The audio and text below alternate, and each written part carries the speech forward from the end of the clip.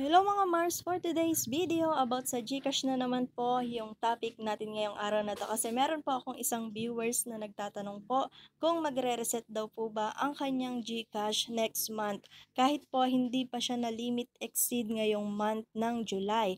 Pero bago ko po sagutin ang kanyang katanungan, papalo naman po sa aking FB at pasubscribe na rin po sa aking channel. Dito po talaga sa aming tindahan na yung GCash po talaga yung nagsasalba sa amin sa panahon ng tagtumal. Pero alam ko po, yung katulad ko na ibang may sari-sari store is wala pa po silang GCash sa kanilang tindahan kasi natatakot po talaga sila na mawala po yung GCash nila or baka ma-scam po sila. At meron din po kasi ako napanood talaga sa Facebook na yung meron pong nagpapa-GCash sa kanya, sa sari-sari store din po siya, ayan. Gcash niya yung babae yung tumer niya tapos biglang hindi binigay yung pera na pina-Gcash. So napakalaking pera po naman yon. Pero nasa sa atin na po yan mga Mariko. Dito po sa aking tindahan talaga ang ginagawa ko na kung hindi pa po ibinibigay yung pera na pinapa-Gcash nila is hindi ko pa po talaga isesend. Pero pag binigay na po nila sa akin yung pera kung ilan po yung ipapadala nila is saka ko na lang po isesend yung kanilang mga GCash. At siguro pa mga mare ko napanood niyo na rin po sa Facebook or sa YouTube po, yung babae na nagpa-GCash tapos hindi binigay talaga yung pera, parang ano din na scam din siya. Parang napanood ko na rin na talagang nilalive ng may-ari ng tindahan yung nangyari sa kanya na naloko siya sa GCash.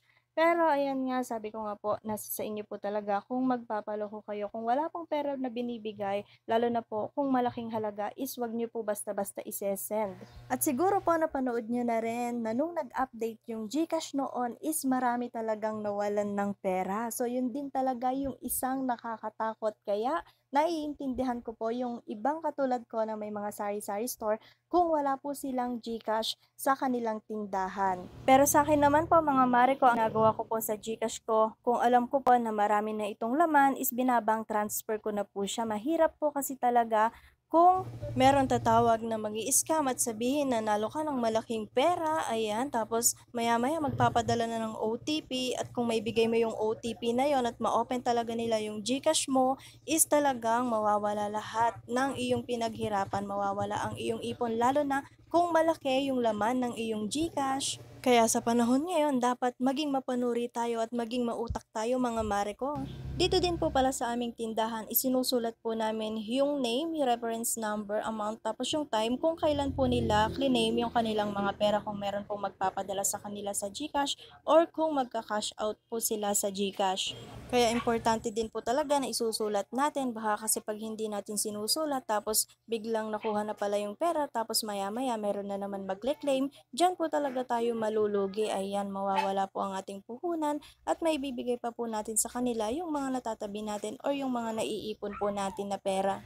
At ayan, ito na nga po ang aking sagot sa katanungan ng ating viewers. Magre-reset po talaga yung ating mga GCash kahit hindi pa po ito nalilimit exceed. So every month po talaga siyang nagre-reset. At marami pa nga rin po mga viewers ang nagtatanong po sa akin kung kailan po ulit sila pwedeng mag-cash in sa kanilang mga GCash kapag nag-limit exceed na po sila. Halimbawa po ngayon month ng July is nag-limit exceed na po yung kanilang mga GCash. By next month nga po, ayan, August po na magre-reset ulit. So makikita nyo po yan sa inyong mga GCash. Punta lang po kayo sa profile limits at pag wala na pong blue lahat is okay na po yan. Pwede na po ulit kayong makapag-cash in. Medyo mahirap na nga rin po mag-fully verified sa GCash ngayon. Dati po minuto lang talaga ang gugugulin mo para mag-fully verified ka, pero ngayon buwan na po talaga ang lilipas bago po ito ma-fully verified. Kahit ako nga po mga Mariko is nag-open na naman ako ng panibago po na GCash. Pero hanggang ngayon po, halos isang buwan na po is hindi pa rin po siya na po fully verified. Kaya ganun na po talaga kahirap mag-open ngayon ng GCash. So humihigpit na rin po talaga siya mga Mariko. At ito nga po talagang kailangan po namin na dalawa po yung ginagamit namin dito na GCash sa tindahan kasi kung isa lang po talaga is mabilis po pupuno. Wala pa pong isang buwan is puno na po talaga yung aking GCash. Ang GCash limit exceed ko nga po is umaabot na po ng 500,000 sa loob po ng isang buwan. Dati po kasi nung hindi pa mahigpit ang GCash is naglink po ako ng American Express kaya po naging 500,000 na po yung aking limit sa GCash.